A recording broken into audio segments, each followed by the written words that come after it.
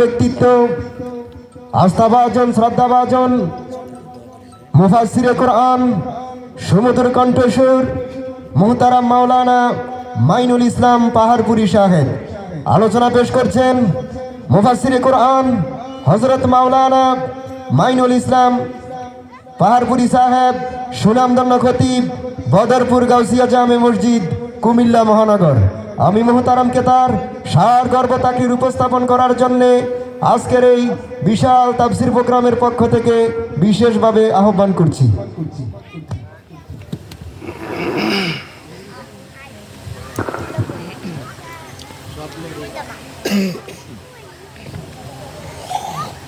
আসসালামু আলাইকুম ওয়া রাহমাতুল্লাহি ওয়া বারাকাতুহু।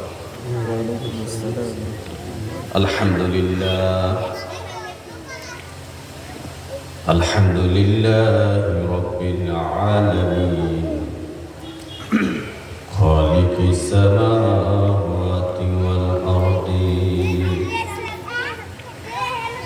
আসসালাতু ওয়াসসালামু আলা মান কানা নাবিয়্যান ওয়া আদামু বাইনাল মা'i ওয়াত-তিন। সাইয়্যিদিনা ওয়া নাবিয়্যিনা ওয়া শাফীনা ওয়া হাবিবিনা ওয়া ওয়াকিলিনা ওয়া কাফিলিনা ওয়া মুঈনিনা মুহাম্মাদুর রাসূলুল্লাহ সাল্লাল্লাহু আলাইহি ওয়াসাল্লাম। قال الله تعالى في كلامه المجيد والفرقان الحميد وقضى ربك ألا تعبدوا إلا إياه وبالوالدين إحسانا صدق الله مولانا العظيم وصدق رسوله النبي الكريم الآمين. قال النبي صلى الله عليه وسلم رضا الرب في رضا الوالدين وشفقة الرب في شفقة الوالدين أو كما عليه الصلاة والسلام. إن الله وملائكته يصلون على النبي يا أيها الذين آمنوا صلوا عليه وسلموا تسليما. صلاة يا رسول الله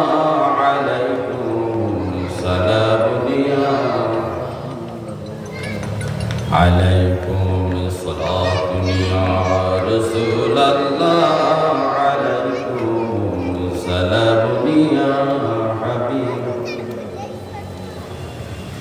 আয় হাজারা জিবরাইল আন্দার বাসা বাহারে হক সোয়ে গরিবা এক নজর সালাত নিয়া رسول الله عليكم سلام يا حبيب الله عليكم الصلاة يا رسول الله عليكم سلام يا حبيب الله. شهد نايمو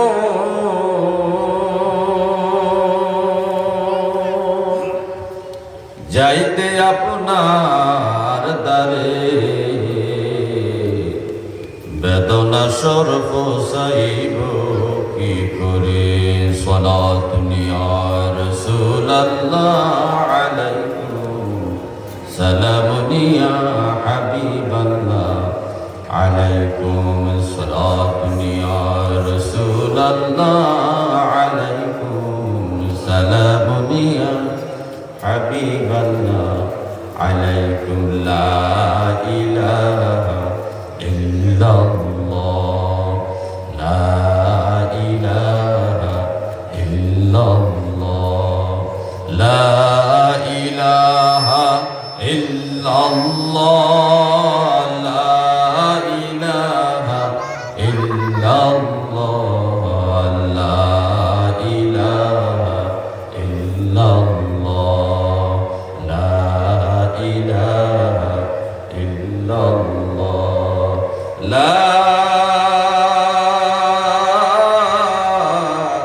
ইলাহা ইল্লাল্লাহু মুহাম্মাদুর রাসূলুল্লাহ সাল্লাল্লাহু আলাইহি ওয়াসাল্লাম। আলহামদুলিল্লাহ। মহান রব্বে করিমের দরবারে অত্যন্ত শুকরিয়া জ্ঞাপন করছি যে মহান আল্লাহ তাআলা আমাদেরকে আজকে মুজাদ্দেদে জামান শাহ কারামাত আলী জলপুরি রহমতুল্লাহ আলাইহির স্মরণে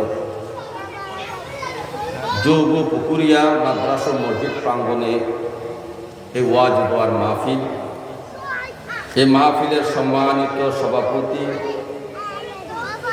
আলহাজ হযরত মাওলানা শাহ সুফি মোহাম্মদ ফারুক শের সিদ্দিকী মাদ্দাদুল্লাহ আলী হুজুর কিবলা, সহসভাপতি হযরত মাওলানা শাহ আহমদ সাদ সিদ্দিক আল কুরাইশি মাদ্দাদুল্লাহ আলী হুজুর কিবলা, প্রধান বক্তা হযরত মাওলানা কারি মুজাম্মেল হক সাইদ সাহেব, বিশেষ বক্তা হযরত মাওলানা মাসুম বিল্লাহ ইলিয়াস রাহিমাহুল্লাহ সহ দিগার উলামায়ে কেরাম, সম্মানিত সামিনী কেরাম, পর্দানিশী মা বোনেরা, সবাইকে সালাম দিচ্ছি আবারও। আসসালামু আলাইকুম ওয়া রাহমাতুল্লাহি ওয়া বারাকাতুহু।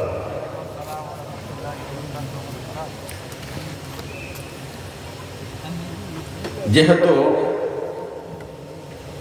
এটা আমার এলাকার মাহফিল, আমার গ্রামের মাহফিল, এখানে বেশিক্ষণ সময় আমরা বয়ান করাটা ঠিক না।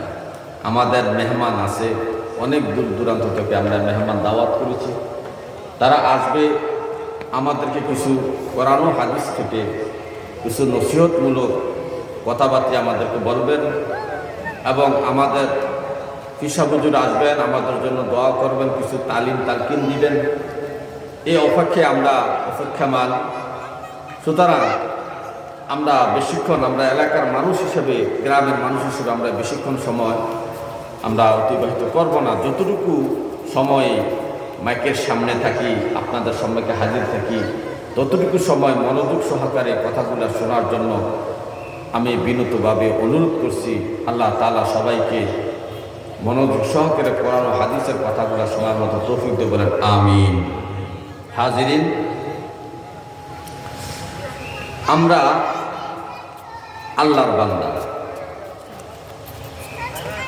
তো আল্লাহর বান্দা, আল্লাহ আমাদেরকে সৃষ্টি করেছেন একমাত্র তার ইবাদত করার জন্য। ওমা খলাকুল জিন্না ওয়াল ইনসা ইল্লা লিয়াবুদুন।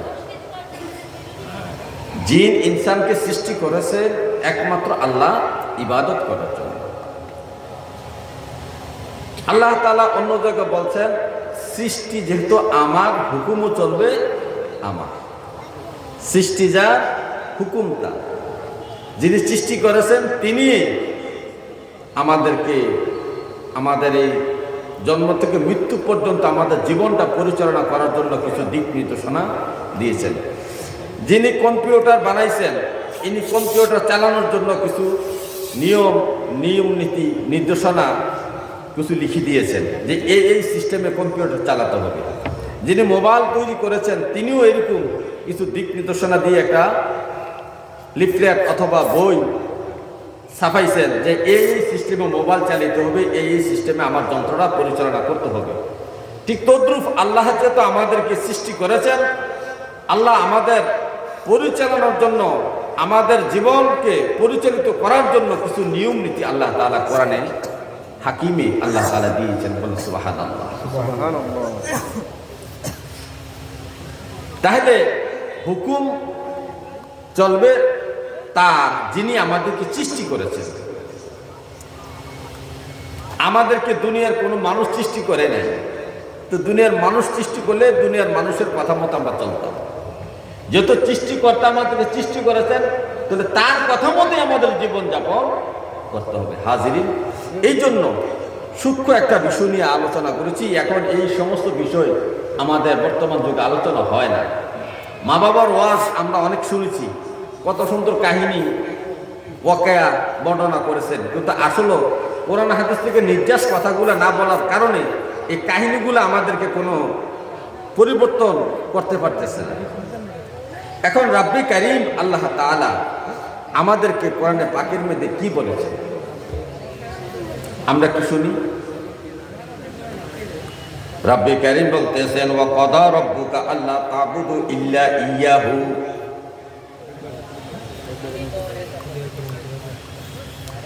হে আমার বান্দারা,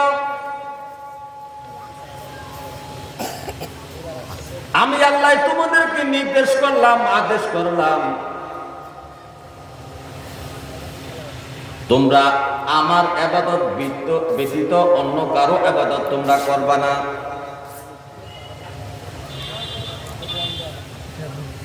আমার ইবাদত ব্যতীত অন্য কারো তোমরা ইবাদত করবে না। যদি আমার ইবাদত ভিন্ন অন্য কোনো ব্যক্তির ইবাদত করো তাহলে তোমাদের শিরক হয়ে যাবে। আল্লাহর ইবাদত করা ফরজ। ইবাদত আল্লাহর না করে যদি বান্দার করে সৃষ্টির ইবাদত করি তাহলে শিরক হবে। কিতাবের মধ্যে উল্লেখ করা হয়েছে যতগুলো কবিরা গুনাহ আছে সবচেয়ে বড় কবিরা গুনাহ হলো শিরক করা। সবচেয়ে বড় কবিরা গুনাহ হলো শিরকি গুনাহ।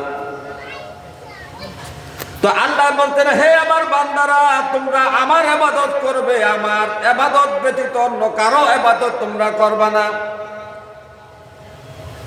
যদি অন্য কারো দাসত্ব করো, অন্য কারো হুকুম মানো, জীবন যাপন পরিচালনা করতে যাইয়া সংসার জীবন, রাষ্ট্রীয় জীবন, সামাজিক জীবন, পারিবারিক জীবন, যে কোনো জীবন, যে কোন নিয়ম পদ্ধতি পালন করতে যাইয়া যদি আমি আল্লাহর হুকুমকে তোমরা বাস্তবায়ন না করিয়া অন্যের হুকুম, দুনিয়ার কোন মানুষের বানানো হুকুম পরিচালনা করো, দুনিয়ার হুকুম অনুযায়ী তোমার সংসার জীবন, রাষ্ট্রীয় জীবন, সামাজিক জীবন, অর্থনৈতিক জীবন, ব্যবসায়িক জীবন, যত জীবন তুমি পরিচালনা করবা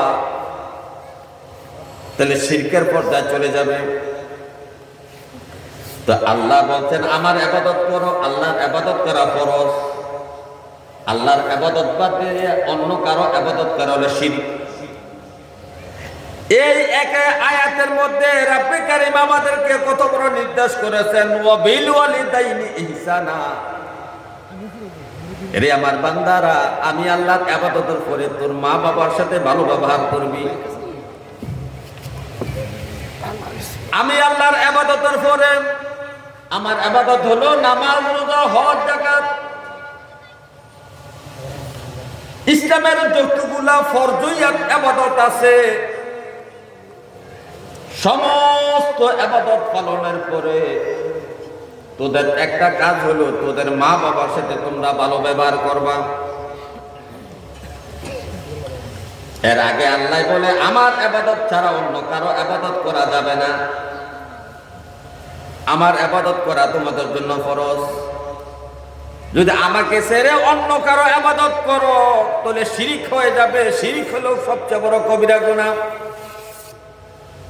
তাহলে একই আয়াতে আল্লাহ তাআলা বললেন মা বাবার সাথে ভালো ব্যবহার করো, মা বাবার সেবা যত্ন করো। তাহলে মা বাবার সাথে ভালো ব্যবহার করা, সেবা করা, যত্ন করা ফরজ। হে আমার ভাইও, নামাজ যেমন ফরজ, মা বাবার সেবা যত্ন করা তেমন ফরজ। রোজা যেমন ফরজ, মা বাবার সাথে ভালো ব্যবহার করা ফরজ। যাকাত যেমন ফরজ, মা বাবার সেবা যত্ন করা তেমন ফরজ। ভালো ব্যবহারের মধ্যে মা বাবার সেবা যত্ন আছে। মা বাবার কথা শুনতে হবে, মা বাবার সাথে ভালো ব্যবহার করতে হবে, ভালো কথা বলতে হবে, নম্র ভদ্র ভাষার ব্যবহার করতে হবে। এটা হলো সৎ ব্যবহার, ভালো ব্যবহার। এখন আল্লাহর ইবাদত ছাড়া অন্যর ইবাদত করলে যদি শিরক হয়ে যায় তাহলে মা বাবার সাথে ভালো ব্যবহারের জন্য আল্লাহ বলেছেন যদি মা বাবার সাথে ভালো ব্যবহার না করেন সবচেয়ে বড় কবিরা গুনাহ হবে। এই জন্য এই একই আয়াতে রব্বে কারীম বলতেছে, হে আমার বান্দারা, মা বাবার সাথে নম্র ভদ্র ভাষায় কথা বলো, ওয়ালা তানহারহুমা, মা বাবাকে ধমক দিও না। তে মা বাবাকে গরম চোখ রাঙ্গা করে, গরম সুরে কণ্ঠস্বর উঁচু করে ধমক দেওয়া হারাম, কবিরা গুনাহ। মা বাবা বৃদ্ধ বয়সে মা বাবা তোমাকে অনেক জ্বালাতন করবে। তুমি যেমন ছোট বয়সে তোমার মা বাবাকে জ্বালাইছ, তোমার ছোট বয়সে মা বাবাকে তুমি যেমন জ্বালাতন করেছো, বারবার কষ্ট করেছো, বারবার আবদার করেছো, সব কিছু তোমার মা বাবা পূরণ করেছে। তদ্রুপ বৃদ্ধ বয়সে তোমার মা বাবা তোমার কাছে সন্তানের মতোই হয়ে যাবে। সুতরাং তুমি তোমার সন্তানকে যেমন ধমক দাও না, তাকে রাগান্বিত করো না, তাকে মারো না, তাকে বরংস সে যদি বিরক্ত করে তারপর তুমি তাকে মহাব্বত করে ভালোবাসে তাকে কোলে নাও। যা চায় তাকে চাহিদা পূরণ করার জন্য দোকানপাটে হাটে বাজারে নিয়ে যাও।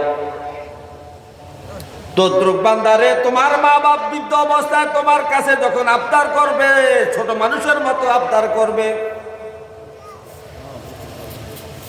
ছোট মানুষ যেমন বিবেক খাটায় আবদার করে না যে আমার বাবা আমাকে এটা দিতে পারবে কিনা, আমার মা এখন আমাকে এটা খাওয়াইতে পারবে কিনা, এই বিবেক খাটায় যেমন ছোট বাচ্চা মা বাবার কাছে আবদার করে না, ঠিক তেমন ভাবে বৃদ্ধ বয়সে মা বাবা বিবেক খাটাইয়া সন্তানের কাছে এমন আবদার করতে পারে না।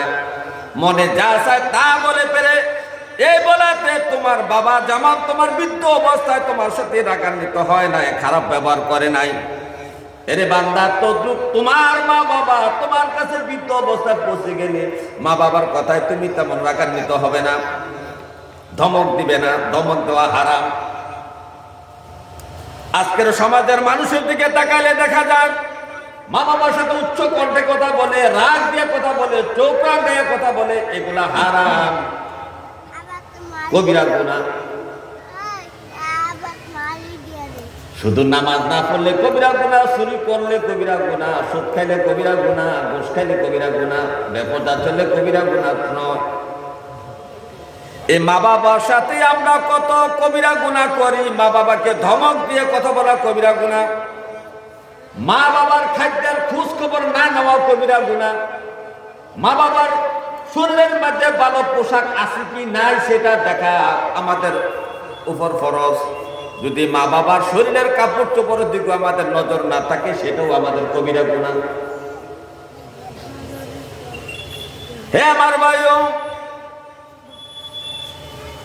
আল্লাহ তাআলা কোরআনের মধ্যে অনেক নবীদের দোয়া উল্লেখ করে দিয়েছেন। হযরত ইয়াকুব আলাইহিস সালাম তার সন্তানদের হেফাজতের জন্য সিরিয়া থেকে মিশরে পাঠাইছেন। মিশরের সন্তানরা যখন বিপদ আপদ থেকে হেফাজতে থাকে, তার জন্য ইয়াকুব নবী আল্লাহর কাছে দোয়া করতেছেন সন্তানের হেফাজতের জন্য। ফাল্লাহু খায়রুন হাফিজা ওয়া হুয়া আরহামুর রাহিমিন। সন্তানের ভালো থাকার জন্য, সন্তানের সন্তান সম্পদ আহলে আওলাদ এবং নিজে ভালো থাকার জন্য দোয়া করেছেন ইয়াকুব নবী। আল্লাহ তাআলা বললেন, হে আমার বন্ধু নবী গো, আপনার দোয়াটা আমার ভালো লাগছে, পছন্দ হয়েছে। আপনার এই দোয়াটা আমার আখির নবীর উম্মতের জন্য আমি কোরআনে উল্লেখ করে দিলাম। এই জন্য কোরআনের মধ্যে আল্লাহ আয়াতটা উল্লেখ করে দিয়েছেন, আমরা যেন আমাদের সন্তানরা হেফাজতের জন্য, রাস্তাঘাটে যেন দুর্ঘটনা না পড়ে, বিপদ আপদে না পড়ে, তার জন্য আমাদের নবীর ইয়াকুব নবীর কথা স্মরণ করে তার দোয়ার সাথে দোয়া মিলাইও আমরা পড়ব, আল্লাহু খায়রুন হাফিজা ওয়া হুয়া আরহামুর রাহিমিন। হে আমার ভাইও, ইব্রাহিম নবী দোয়া করেছেন, রব্বি হাবলি মিনাস সালিহিন, রব্বে কারীম, আমাকে একটা নেককার সন্তান দেন। কি সন্তান চাইছে? নেককার সন্তান। আল্লাহ বলে, হাবিব, হে আমার খলিল, আপনার এই দোয়াটা আমার পছন্দ হয়েছে, যান আমার আখির নবীর উম্মতের জন্য আমি দোয়াটা বরাদ্দ করে দিলাম। যার কারণে কোরআনে আল্লাহ এই আয়াতটা উল্লেখ করে দিয়েছেন, রব্বি হাবলি মিনাস সালিহিন। বলে বিভিন্ন নবীর দোয়া কোরআনে আল্লাহ উল্লেখ করেছেন আমাদের জন্য, উম্মতি মুহাম্মদের জন্য। কিন্তু স্বয়ং আল্লাহ তাআলা কোরআনের মধ্যে অনেকগুলো দোয়া বান্দাকে শিখাইছেন, এর মধ্যে একটা সর্বশ্রেষ্ঠ দোয়া হইল রব্বির হামহুমা কামা রব্বায়ানি সগীরা। আল্লাহ যেন বুঝাইতে চাইছে, রে বান্দা, তোর মা বাবার জন্য দোয়া করতে গেলে তুই ভুল করতে পারস, এদিক সেদিক বলে ফেলতে পারস, সুতরাং আমি স্বয়ং আল্লাহ তোকে দোয়া শিখাইয়া দিলাম, তোর মা বাবার জন্য দোয়া করবি এইভাবে, রব্বির হামহুমা কামা রব্বায়ানি সগীরা। হে আল্লাহ, আমার মা বাবা আমাকে ছোটবেলায় যেভাবে আদর যত্ন করে মায়া মহাব্বত করে লালন পালন করেছে, আমাকে লালিত পালিত করেছে, হে আমার মাবুদ, আমার মা বাবাকে আপনি কবরে থেকে শুরু করে হাসর পর্যন্ত এইভাবে আমার মা বাবাকে আপনি লালন পালন করিয়ে, আমার মা যেমন আমার শীত সহ্য করে নাই, গরম কাপড় দিয়ে আমার ঘাওটা দেখে দিয়েছে, রব্বে কারীম আমার আব্বাকে আম্মাকে কবরে শোয়ালাম, মাওলা গো আমার আব্বা আম্মা যেন শীতে কষ্ট কবরে না পায়, যেভাবে আমাকে ছোটবেলায় আমার মা আমাকে আরামে শোয়াইছে, তদ্রুপ তোমার জান্নাতের পোশাকের দ্বারা, জান্নাতের চাদরের দ্বারা, জান্নাতের মেহমানদারির দ্বারা আমার মা বাবাকে কবরে এইভাবে তুমি খ্যাতমতের ব্যবস্থা করিও।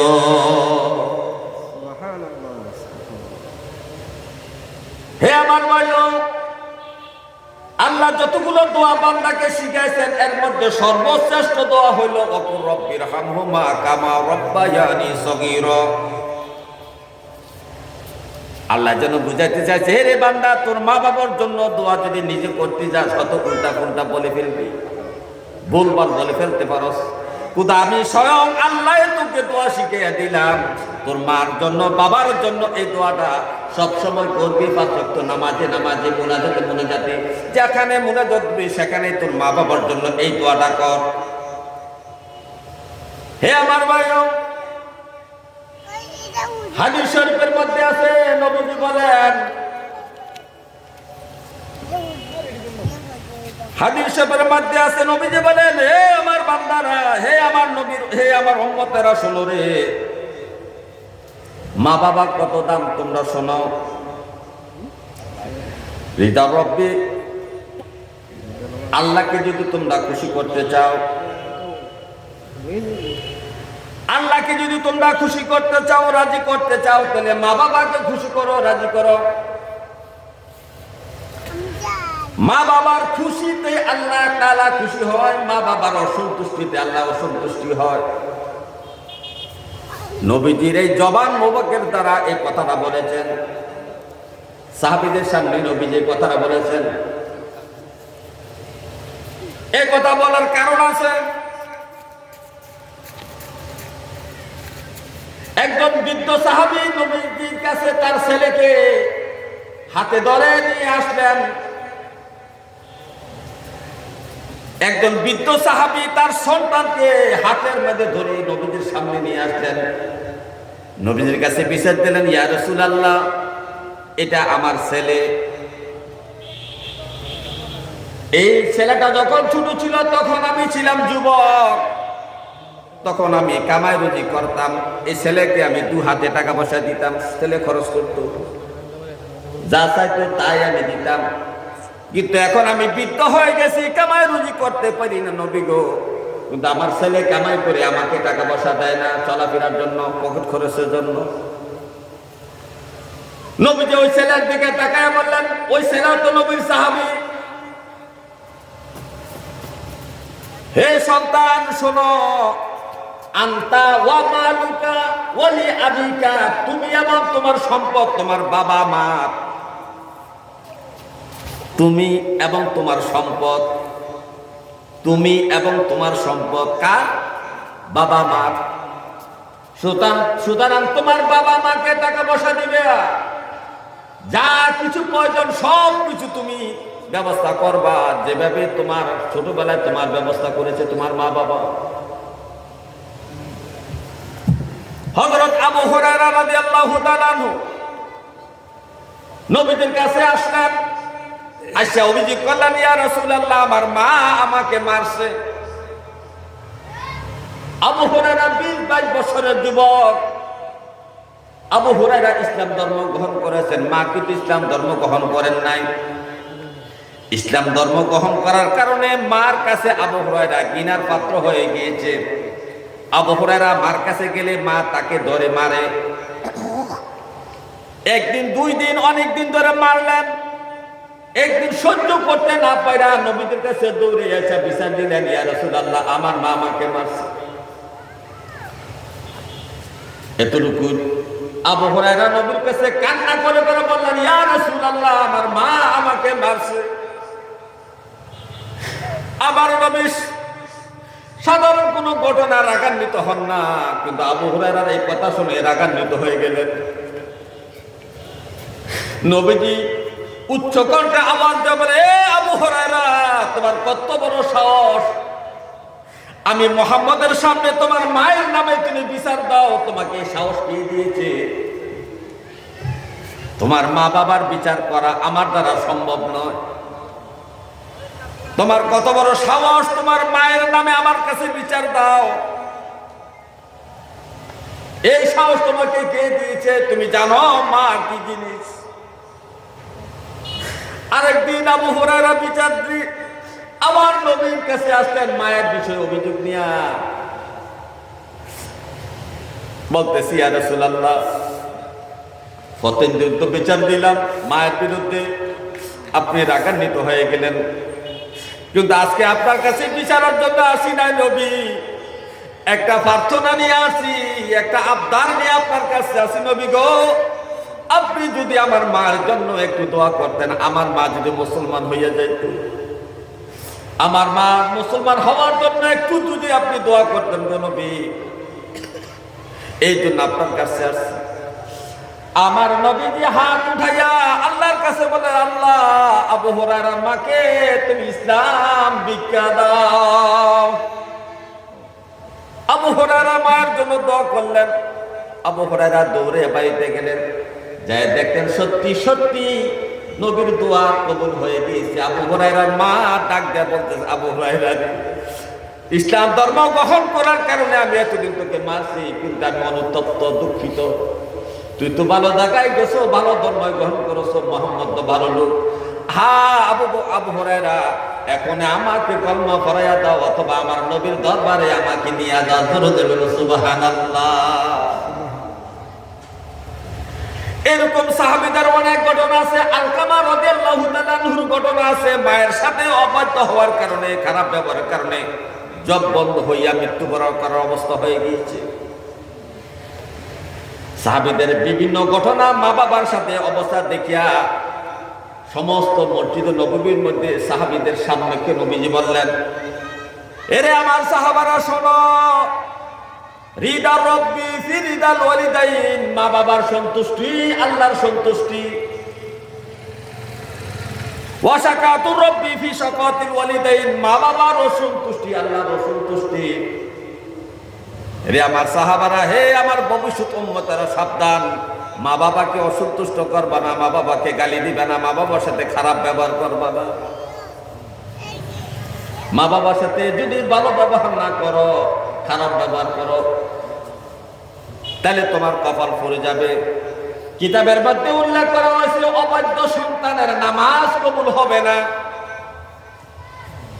যে নামাজের মা বাবা যদি তাকে অভিশাপ দেয়, তার সাথে অসন্তুষ্ট থাকে, ওই সন্তানের নামাজ কবুল হবে না। আপনি যত বড় আশিকে রাসূল হন, যত বড় পীরের মুরিদ হন, যত বড় আলেম হন না কেন, যদি আপনার মা বাবা আপনার প্রতি অসন্তুষ্ট থাকে, আমি কসম করে বলছি, কিতাবের কথা, আপনার একটা সেজদাও আল্লাহ কবুল করবে না। তাহলে নামাজ কবুলের শর্ত হলো মা বাবার সাথে ভালো ব্যবহার করা। অন্য জায়গায় আছে, হে আমার উম্মতেরা শোনো, লা ইয়াদখুলুল জান্নাতা আকুন।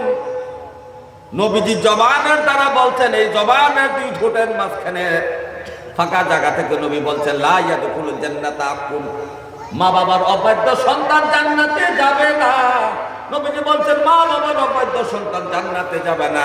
অবাধ্য সন্তান যদি 50টা হজ নিয়ে মৃত্যুবরণ করে, কোটি কোটি টাকা দান সদকা করে যদি মৃত্যুবরণ করে, মসজিদ বানায় যদি মৃত্যুবরণ করে, মাদ্রাসা বানায় যদি মৃত্যুবরণ করে, হাজার হাজার হজ উমরা নিয়েও যদি মৃত্যুবরণ করে, নবীর কথাই সত্য প্রমাণ হবে। লা ইয়াদখুলুল জান্নাতা আকুন, নবী বলছেন অবাধ্য সন্তান জান্নাতে যাবে না। প্রশ্ন করতে পারেন, হুজুর এখনকার মা বাপটা একটু ঝামেলা করে। এটা আমরা মানি, কিছু মা বাপ ঝামেলা করে, সত্য। আপনাকে ধৈর্য ধারণ করতে হবে। আল্লাহ আপনাকে পরীক্ষায় ফেলাইছে। যে মা বাপ সন্তানের সাথে একটু উল্টা পাল্টা কাজ করে, আচার আচরণ করে, বুঝতে হবে মা বাপ দিয়ে আপনাকে পরীক্ষায় ফেলাইছে। আইয়ুব নবীকে রোগ দেয়া পরীক্ষায় ফেলাইছে। ইউনূস নবীকে মাছের পেটে ঢুকে পরীক্ষায় ফেলাইছে। ইব্রাহিম নবীকে আগুনে কুণ্ডুলেতে ফেলাইয়া পরীক্ষায় ফেলাইছে। আমার নবীকে তায়েফে পাঠাইয়া পরীক্ষায় ফেলাইছে। আর আপনাকে মা বাবা দিয়া একটু পরীক্ষা ফেলাইছে। আপনি সহ্য করতে পারবেন না, ধৈর্য ধারণ করতে পারবেন না, তাহলে কেমনে আপনি নবীর জান্নাতে যাইবে? কেমনে যাইবে? যদি কারো মা বাপ সন্তানের প্রতি অন্যরকম আচার আচরণ করে, বুঝতে হবে আল্লাহ আপনাকে পরীক্ষায় ফেলাইছে। এই জন্য নামাজ পড়ে পড়ে আল্লাহর কাছে মুনাজাত করে কান্নাকাটি করবে, রব্বে কারীম বাবাকে জান্নাত থেকে বঞ্চিত করিয়েন না। আমার মা বাবার খেদমত করার তৌফিক দেন মাবুদ। আমার মা বাবাকে আমার সাথে মহব্বত বাড়াইয়া দেন, আমার প্রতি মহব্বত বাড়াইয়া দেন, আমার মহব্বত আমার মা বাবার প্রতি বাড়াইয়া দেন। আমাকে জান্নাত থেকে আপনি বঞ্চিত করিয়েন না। কিন্তু আজকে যাদের মা বাপ সন্তানের প্রতি উল্টা পাল্টা ব্যবহার করে, আচরণ করে, টাকা দিয়া, জমি দিয়া, টাকা দিয়া, পয়সা দিয়া, বাড়ি দিয়া, সবকিছু দিয়া যা কিছু করতেছে, এটা আপনাকে পরীক্ষা বানাইছে আল্লাহ। সুতরাং আপনি একজন নামাজ পড়ে মা বাবার মহব্বত বৃদ্ধির জন্য তো আল্লাহর কাছে কোনোদিন মুনাজাত করেন নাই। আর আপনি যদি এটা ধৈর্য ধারণ না করতে পারেন, যদি মা বাবার সাথে আবার যদি উল্টে আপনি খারাপ আচরণ করেন, আপনার কিন্তু কপাল পড়ে যাবে। আপনি অবাধ্য সন্তান হিসেবে পরিগণিত হবেন। আপনার জন্য জান্নাত হারাম হয়ে যাবে। এটা নবীদের জবান মোবারকের কথা। সুতরাং আজকে যারা মা বাবার অবাধ্য হইয়া পীর সাহেবের দরবারে আসা যাওয়া করেন, আব্দুল কাদের জিলানের মুরিদ যদি হন, বাবা শাহজালালের মুরিদ যদি আপনি হন, বড় বড় বুজুর্গ ব্যক্তির মুরিদ যদি আপনি হন, খোদার কসম করে বলছি আপনার পীর সাহেব জান্নাতের দ্বার প্রান্ত আপনাকে নিতে পারবে না, যতক্ষণ পর্যন্ত নবীর হাদিস বাস্তবায়ন হবে। নবীজি বলছেন লা ইয়াদখুলুল জান্নাতা আকুন, অবাধ্য সন্তান জান্নাতে যাবে না। কোন যাবে না? তাহলে আমাদেরকে হিসাব করতে হবে যে আপনি বলবেন হ্যাঁ মা বাপ, কিছু মা বাপ তো এরকম আচরণ করে, বড় ভাইদের দেশে বাঁচবেন না, আমার 2 ঘন্টা, হ্যাঁ বড় ভাইদের দেশে রাস্তার লাগে জমি দেয়, আমার দেশে যা করে ভিতরের জমি। এই অবস্থা হওয়ার কারণ হলো আল্লাহ আপনাকে পরীক্ষা ফেলাইছে, আপনি কতটুকু পরীক্ষায় সাকসেসফুল হন। এই পরীক্ষায় যদি আপনি ফেল করেন আর যদি উল্টে আপনার মা বাবার সাথে ভালো খারাপ ব্যবহার করেন, তাহলে আপনার জান্নাত বঞ্চিত হয়ে গেল। এই জন্য আপনি ধৈর্য ধারণ করতে হবে, ধৈর্য ধারণ করতে হবে, আল্লাহর কাছে দোয়া করতে হবে মা বাবার জন্য। হে আমার ভাইও, শুধু তাই নয়, সেই জন্য আপনাদের কাছে আমার অনুরোধ থাকবে, আপনি বেশি বেশি করে মা বাবার জন্য দোয়া করেন। আয় আল্লাহ, মা বাবার জন্য আমাকে পরীক্ষা ফেলাইও না, জান্নাত থেকে আমাকে বঞ্চিত করিও না। তোমার নবী বলছে মা বাবার অবাধ্য হলে জান্নাত হারাম হইয়া যায়। রব্বে কারীম আমার মা বাবার সাথে আমার মহব্বতটা বাড়াইয়া দেন। আপনি বাড়াইয়া দিলে কেউ কিছু বলবে না, কারো কাছে আপনি জবাবদিহি করতে হবে না। আমার মা বাবার সাথে আমার মহব্বত বাড়াই দেন, আমার প্রতি আমার মা বাবার মহব্বত বাড়াই দেন। এমন মুনাজাত করে যদি কান্নাকাটি করতে পারেন, এক সময় দেখবেন আপনি ইমানি পরীক্ষা সাকসেসফুল হয়ে গিয়েছে। কিন্তু হতভাগা সন্তান আমরা, মা বাপ মারি দিছে কোনো এটাও খেয়াল নাই। নামাজে তো পড়ো না, মা বাবার জন্য দোয়া করবো কি? মা বাবার জন্য একটু দোয়া খেলার ব্যবস্থা নাই। কবরে পর নিজেও দাঁড়ায় না, একজন আলেম ওলামাকে নিয়েও দাঁড়ায় না। আছে কিনা এরকম? আচ্ছা ভাই, আপনি আপনার বাহির কবরের পাশে দাঁড়াইছেন না, আপনার ছেলেরা পাঁচটারে করে না হাফেজ বানাইলে মনে করেন আপনার কবরের পাশে দাঁড়াই ভাইয়া, হ্যাঁ গো আমার সুযোগে না, আমি চাকরি করি বরিশাল, কোন সময় বাহির কবরের সামনে যান? কি আপনি মনে করছেন আমি মা বাবার কবর পাশে না গেলে কি হয়েছে? আমার ছেলে তো পাঁচটা করে না হাফেজ, 5 দিন হাফেজ হয়ে কবর হয়ে দাঁড়াইয়া জিয়ারত করবো না ভাই। আপনি দাঁড়াইলে আপনার সন্তান আপনার কবরের পাশে দাঁড়াইবে, কারণ আপনি যেমন করছেন এমন ফল আপনি পাইবেন। শেষ কথাটা আপনাকে বলি, কিছু কিছু পাপের শাস্তি আল্লাহ দুনিয়ায় দেয়, কিছু কিছু পাপের শাস্তি আল্লাহ কোথায় দেয়? দুনিয়াও দেয়, আখেরাতও দিবে। আখেরাত প্রত্যেকটা পাপের শাস্তি আখেরাতে বরাদ্দ, এটা 100%। আখেরাতে কি 100% বরাদ্দ, প্রত্যেকটা পাপের শাস্তি হাসরে পাবেন। কিন্তু কিছু কিছু পাপের শাস্তি হাসরেও পাবেন, দুনিয়াতেও পাবেন। এর মধ্যে একটা পাপ হলো মা বাবার সাথে খারাপ ব্যবহার। কোন পাপ? মা বাবার সাথে খারাপ ব্যবহারের এই পাপটা শাস্তি আল্লাহ তাআলা দুনিয়াতে মৃত্যুর আগে হইলে আপনারে দিয়া নিবে।